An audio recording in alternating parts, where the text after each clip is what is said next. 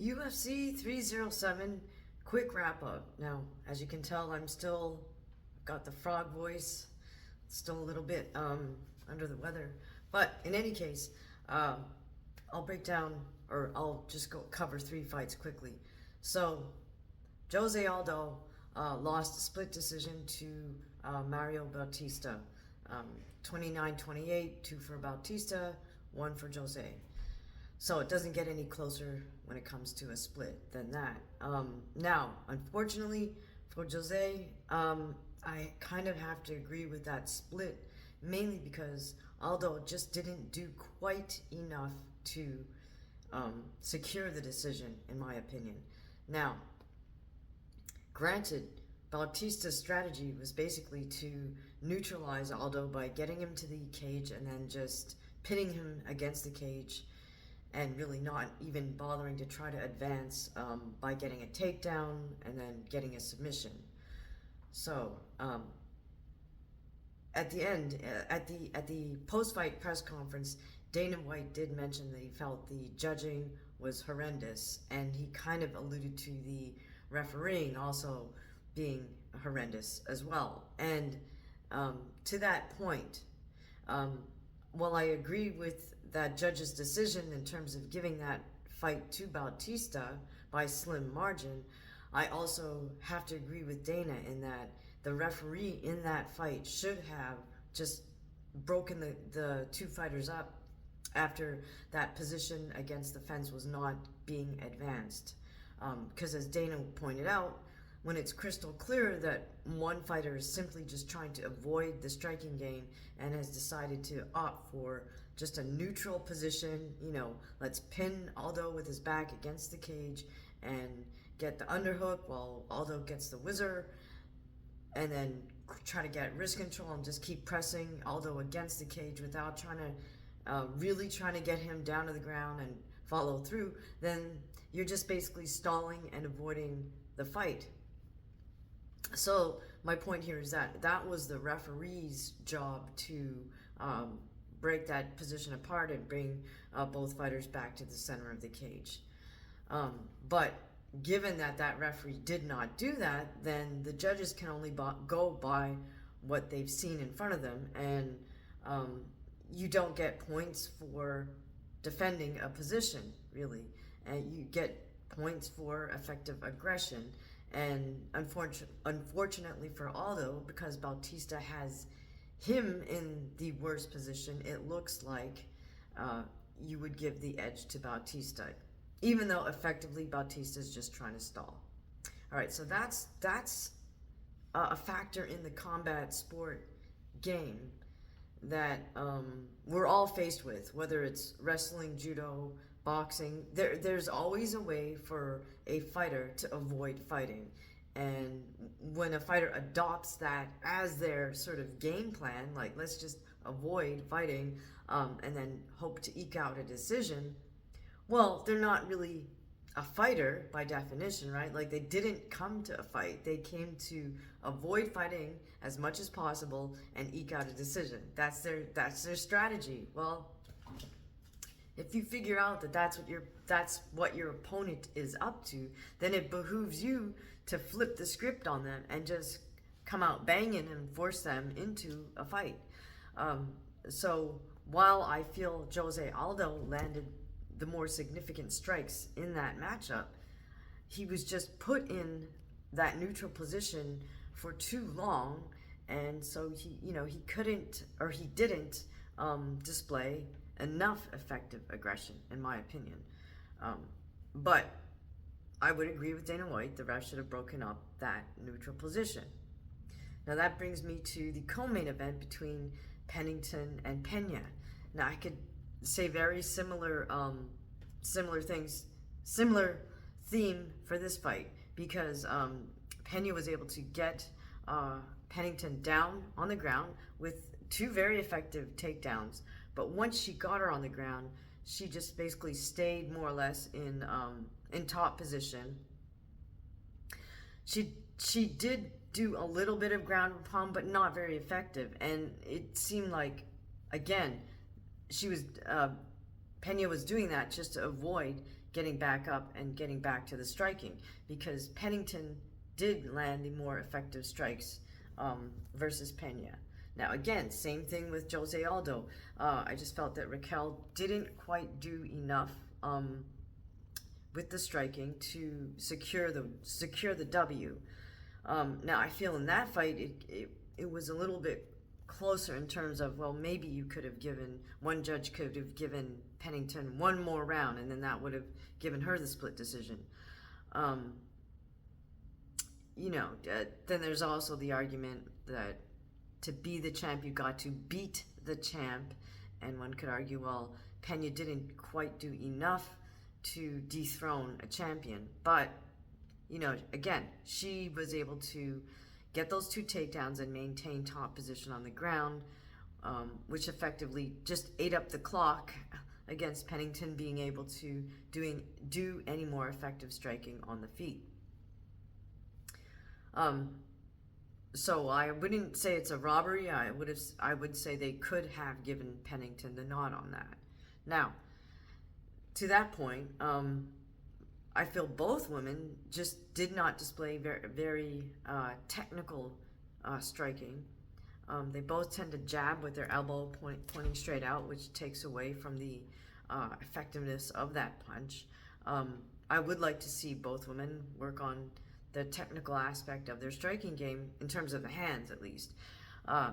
That said, the reason I'm pointing that out is mainly because, Kayla Harrison is now chomping at the bit in terms of, she said before the fight that she could beat Ketlin, Juliana, and Pennington all in the same night, or something to that effect, right? So she's good at spinning the sound bites. And honestly, Kayla has a big frame. She's got a big upper body. We all know that she used to fight. She fought in judo at 178 pounds, and now she's bringing herself all the way down to 135. So she has a significant sort of frame and size advantage. And quite frankly, if there's going to be a differential between Kayla and any other MMA fighter, it would have to be in the striking department, right? Because Kayla's just got world-class grappling. Don't know that she's got world-class jiu-jitsu submissions on the ground, but she certainly has world-class judo on the ground, which means going for a choke or a straight armbar. Those are bread and butter moves for any judoka. So she certainly has 2 strong submissions in her game already before she even stepped into MMA. The other thing that we should remember about Kayla in comparison to Ronda is that Kayla was a wrestler. She wrestled in high school. I'm not sure if she wrestled in college or not, but because of that, she does have a good double and single leg takedowns, whereas Ronda did not. Ronda was really, a true judoka. Ronda was able to secure her judo throws by basically headlocking her opponents for the most part, or getting the grip around the waist, and then Ronda would turn in for a throw. Now, Kayla also does that at times, but Kayla's judo comes from her coach, Jimmy Pedro, and his judo is more reliant on taking what we call an overgrip, where you would reach literally behind somebody's head and grab their uniform right at the base of the neck, because that gives you a lot of leverage on somebody. If you can get that grip back here on the uniform, you basically can control their whole upper body. Now, for someone like me, who's typically the shorter person, I don't try to reach over my opponent, my sparring partner, to grab back here. I will grab the lapel. Now, the thing with the lapel means that to control the upper body, you're trying to control your opponent's head. Whereas if you take that over grip, you automatically got very good control of their whole upper body. So my point here is that that's the basis of Kayla's judo. So that's why she, you see her more often trying to set up her single and doubles, especially her double leg takedowns. so she goes to her wrestling. Like, why not? Whereas Ronda didn't really have that skill set sort of built into her. Now, that said, I think my point here is that the women at the top of that division, meaning Raquel and Juliana, if they wanna mix it up with Kayla, I think they need to really, really, really work on their striking, specifically their jab, because the jab is the punch that's going to set up everything else. You might have a beautiful straight right hand and a beautiful left hook or right hook, but if you don't set it up well with the jab, those other power punches are, I won't say they're irrelevant, but you've got to set them up well. Okay, so let's move on to the main event. Alex versus Khalil. Now, I think I did mention in my little short that I thought Alex would KO Khalil, and I basically, for me, it boiled down to experience, and I think that did come into play because Alex was just super patient. He never got out of pocket. He was always just taking those very small steps forward. Khalil would back up, and then suddenly Khalil would try to close distance rapidly by kind of running and punching in, as we see a lot of MMA fighters do that. Far less so if people who have a boxing or kickboxing background. But Pereira just sort of baited his time for the first 3 rounds and then just absolutely picked it up in rounds 4 and 5. First 3 rounds were fought more at a distance, which in a sense almost favored Khalil because he loves to do that sort of jumping in, rushing in type of launching his punches at his opponents, whereas Pereira's far more patient and far more looking for precise shots, picking his shots, and I think that's exactly what he did. And then he knew that Khalil was tired, so he just turned it on in what we call the championship rounds, right? The 4th and 5th round of that 5-round fight. Now that said, I had a problem with how Roundtree's corner worked his corner. First of all, why in the heck are you not allowing your fighter to sit down on the stool? Now, some fighters give the argument like, well, we never sit down on a stool when we spar in camp, so why should I sit down on a stool during a fight? Okay, here's the answer. Because your heart rate is through the ceiling in a fight. The reason your heart rate is so much higher in a fight than it is in sparring is because your adrenaline is going. Now, I can attest to that firsthand with raw data from my Whoop band, because I wore my Whoop during a fight, and I was shocked to look at the data afterwards because for the entire fight, I was in heart rate zone 5. Zone 5 is the maximum, meaning that you're at 90 to 100% of your maximum heart rate, like for the whole fight. Whereas in sparring, let's say I spar 8 rounds. Well, there's no way I'm in zone 5 for the entire 8 rounds. It'll hit that peak of zone 5 maybe somewhere in the middle part of the sparring session, particularly if I've gone like 2-3 rounds in a row, maybe the 2nd and 3rd round in a row, where I'm trying to throw a lot of volume, and I think we're only taking, we're doing 3 minutes on, 30 seconds off, that type of thing. So maybe in the middle of the sparring session, I'll hit that zone 5 for a couple of rounds, but it's never for the entire duration, and certainly not during that, the 30-second break type thing. So my point here is there's a difference between practice and an actual fight. So sit down. Here's why. Notice, like, I am sitting on a chair right now. So my heart is, well, you can't see it because it's out of the frame, but my heart has to, and my veins have to get the blood from my feet, which is like, I guess about 2 feet below me, right? Back up to my heart, so my heart can then pump that blood to my lungs to get reoxygenated, come from my lungs back to my heart, and then my heart gets to pump that oxygenated blood out to the rest of my body. So it may not seem like a big deal to not sit down, but if I stand up, right, now my heart and my veins have to work a little bit harder to get the blood from my feet all the way back up to my heart, right?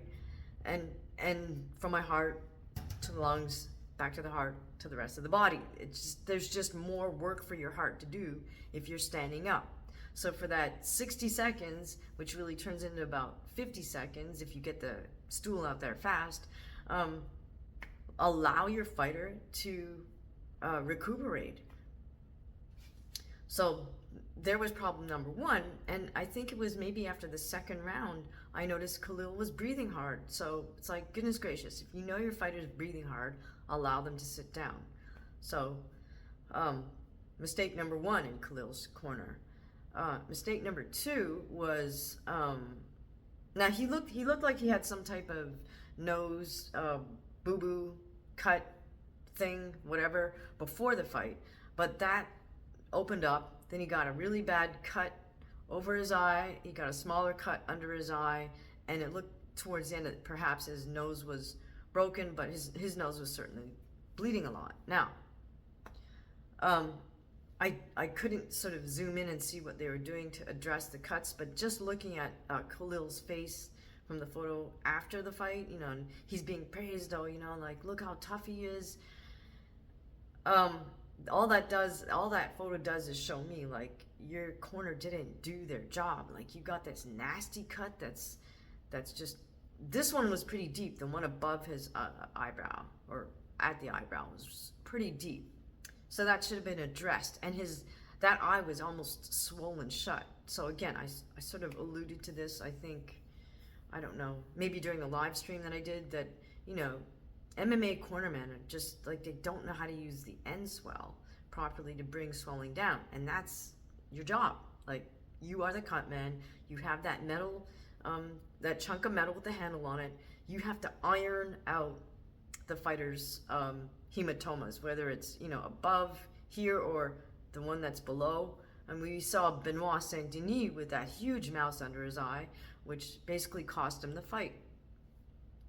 And whether it costs you the fight because the ref stops it or the doctor stops it, or it costs you the fight because you literally can't see out of that eye and then continue to take punishment to that side of your face because you can't see. Well, either way, you know, an incompetent cutman is no help in the corner if they can't bring down the swelling.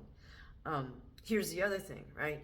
So regardless of where the swelling is at, the moment you sit down on the stool, you've got to anticipate that as soon as you stand up and as soon as you start moving around again, your blood's circulating more, and it's going to pool to the lowest part of your face, which happens to be right around the eyes, right? Eye socket is the lowest sort of part of the skull. So that's why the blood all just kind of like pools there. So my point is, the cornerman really has to get in there and press out all the blood with that iron, use an ironing motion with the end swell to press out all the blood and get it, you know, off to the side of the skull. Now, it hurts like heck. It really, really hurts, and it's something where, you know, the cornerman is going to have to dominate what's going on in the corner for a second, because the fighter's not going to be able to hear anything, as the cornerman's got to grab the back of their head and just jam this thing into their face, and it hurts like a son of a gun. So you can't give the fighter any advice at the moment because they're not going to be able to hear it.